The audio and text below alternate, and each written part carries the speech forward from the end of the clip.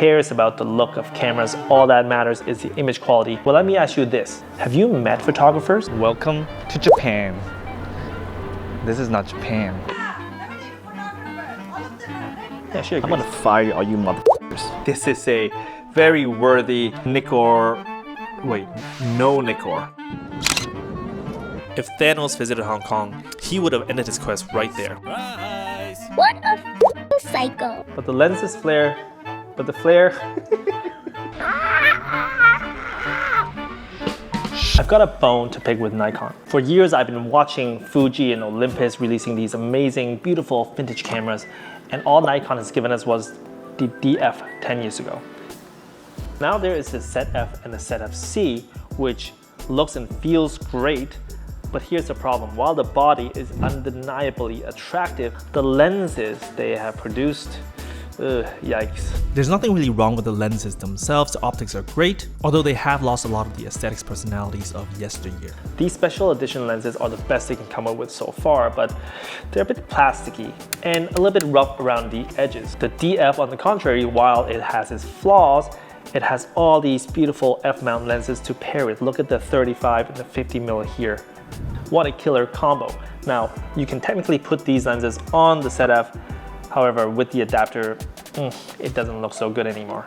This is like building a beautiful Pagani supercar and then putting a wheel of cheese on it.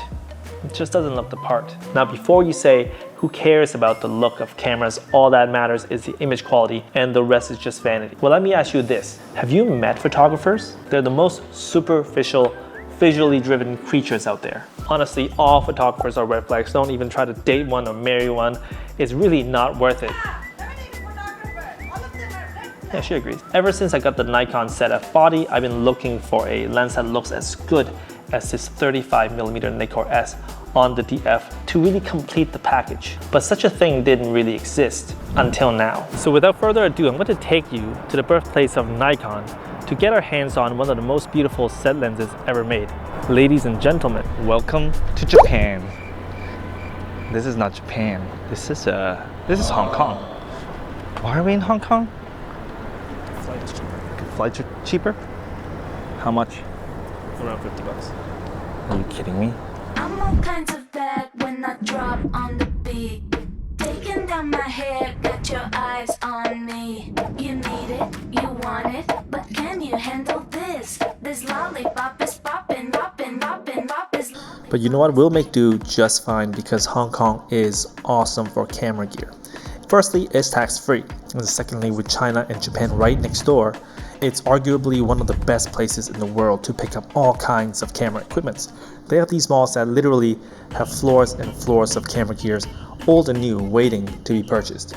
And after a quick visit to Mong Kok, which is the Akihabara electric town of Hong Kong, we found exactly what we're here for.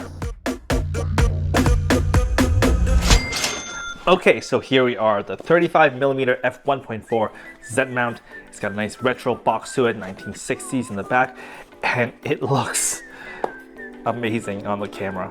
It definitely looks like it should have been the kit lens that went with the ZF instead of the 40mm. And you know, just from the looks itself, I'd say this is a very worthy Nikkor. Wait, no Nikkor. Non-Nikkor? It says non-Nikkor MC f 3.5 centimeters, 1960s, Artralab Hong Kong. Surprise! On the body, it says assembled in China, lens designed in Hong Kong. So this is in fact not a real Nikkor lens. Now this is weird. Of all the places for a retro Nikkor lookalike lens to be created, Hong Kong seems very random. Or is it? You see, when Nikon started making film cameras back in the 50s, Hong Kong was one of the quickest evolving cities in the world. Housing projects were put up very quickly to accommodate the dense population, then torn right back down within a short span of 2 to 3 decades, only to be rebuilt for more housing. Street food was getting banned, manufacturing jobs moved to China, and the city expanded in an explosive way. So the things you grew up with can go extinct in the blink of an eye. The entertainment here is endless. From amazing nightlife to gorgeous sceneries, there are no reasons to be bored here. But that only serves to mask one of the most endearing facts about the city, that Hong Kong is the nostalgic capital of the world. This here behind me is the Tiny Q toy store, and they have two tricks up their sleeves. Number one, they have a time machine. Number two, they have a shrink ray. And all they do is send a guy back in time and will shrink anything they can find. Buses, buildings, literal trash cans, and they bring it back here to sell.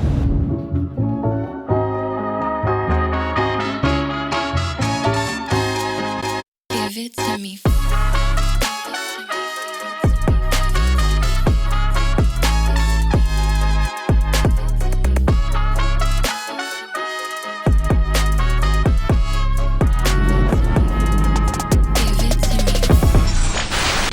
These are the signs that they put in front of minibuses that tell you where they go, but with a spin. For example, this one says adopt, don't abandon. This one says dog slave. And my favorite one, I'm gonna fire all you motherfuckers. What a psycho. Now, unlike the I Love Hong Kong t-shirts, this stuff only really resonates with the locals. So guess how many stores they have here in Hong Kong? 3, 5 for a tiny little speck of a city? No, they have 20 of these stores around Hong Kong.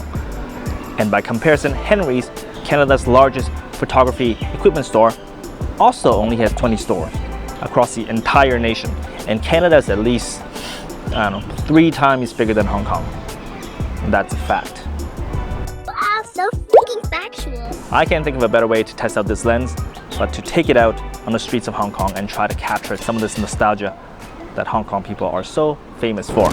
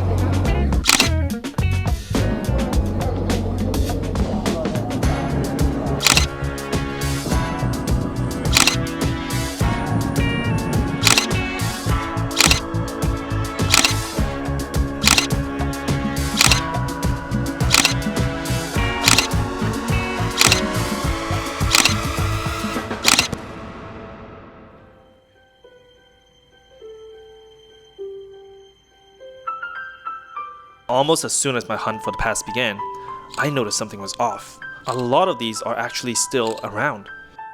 And then it hit me. The nostalgia was never about the items, it was about the people. Fact is, between 2021 and 2022, 1.6% of people have emigrated and left Hong Kong. That's 113,000. Doesn't sound like much on paper, right? Well, let's zoom out. 1.6% per year means that during your childhood years alone, 1/3 of the people you knew have left. Meaning by the time you're 30, 50% of the people you know have disappeared. If Thanos visited Hong Kong, he would have ended his quest right there.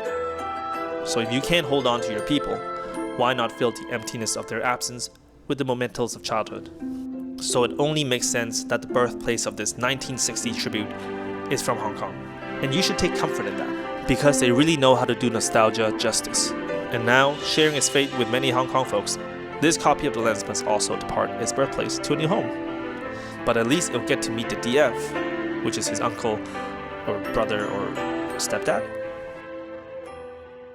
Okay, now that we're back, we can take a closer look at the lens, its image quality, and whether or not this can be recommended. I do find the colors to be vibrant with high contrast, which is nice. The bokeh is a bit of a hit and miss. Sometimes it does produce pretty creamy background, but sometimes it feels a bit nervous.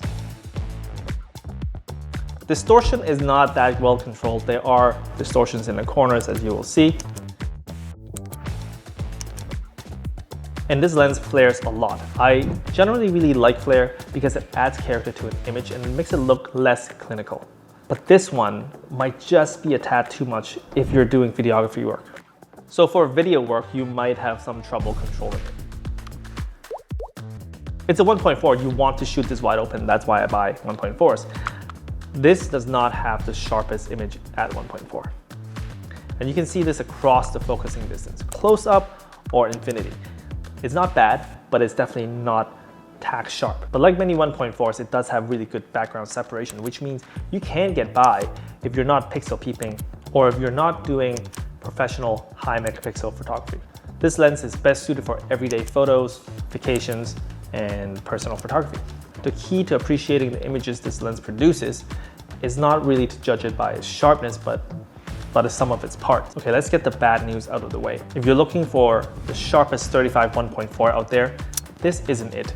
Because for that, you would rather have this. This is a Tamron 35mm 1.4. For the F mount, you can adapt it to the Z, and it's absolutely the sharpest lens I own, sharper than any of my other 1.4 lenses. And it also has autofocus. So image quality, bang for the buck, this wouldn't hold up to the Tamron. But that's not why you would buy a lens like the Artralab here. There's so much more to photography than just clinical looks and sharpness. Can't really compare a workhorse to something that's designed to give you a special experience like this lens here.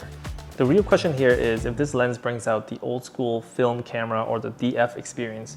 And so let's compare a little bit closer to the DF. So here it is next to the DF, and compared to the adapted version of the vintage lens, this really looks the part.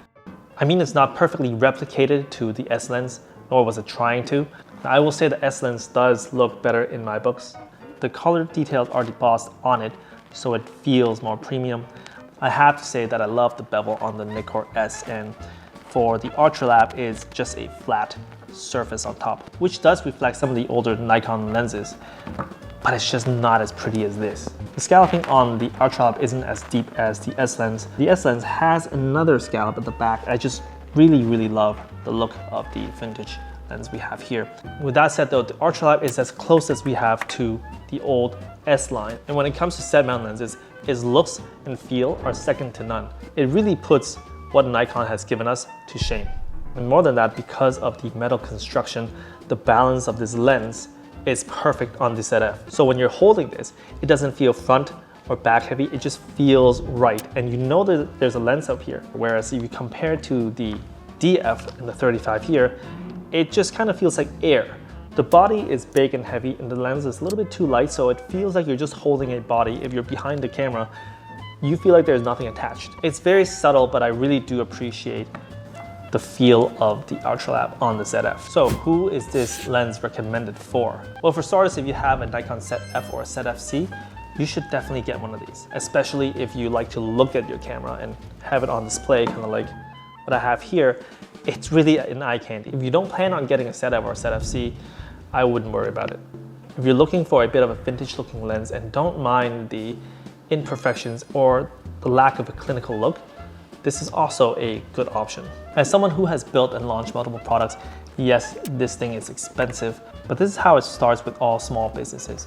You don't have the capacity to build a lot of lenses, so therefore your costs are higher, and you really have to find the right niche market for your audience. And a super niche product like this can be underappreciated, it can fail, it can be here today, gone tomorrow, and then next thing you know, people will be scalping these on eBay for a lot more money. So if you appreciate rarities, if you appreciate the effort that Artralab had put into making a lens like this and this look resonates with you, you should absolutely get it because you never know when this might go extinct. And let's be honest, this lens is fun. Now, who else is gonna make a lens and call it non-Nikkor? I really hope Nikon doesn't take any legal action against it because it's really fun. Ultimately, this lens will live on my ZF permanently when it's sitting up there on display, and I will use it a lot to take pictures of my dogs or whatever is happening around the house. I will also use it occasionally when I'm out. Is this my favorite lens of all time? Probably not. Will I appreciate the hell out of it every time I look up and see it? Definitely. At least until Nikon steps up its nostalgic lens game, which I no longer have to hold my breath for. But the lens this flare produces, but the flare this lens produces, but the lens this flare, but the flare. You were doing good. This is what you can expect on the next 10,000 episodes.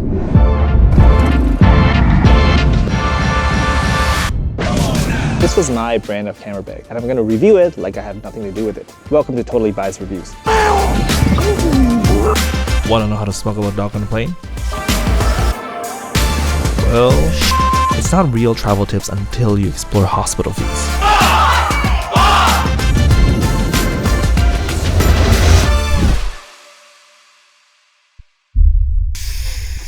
It smells so good.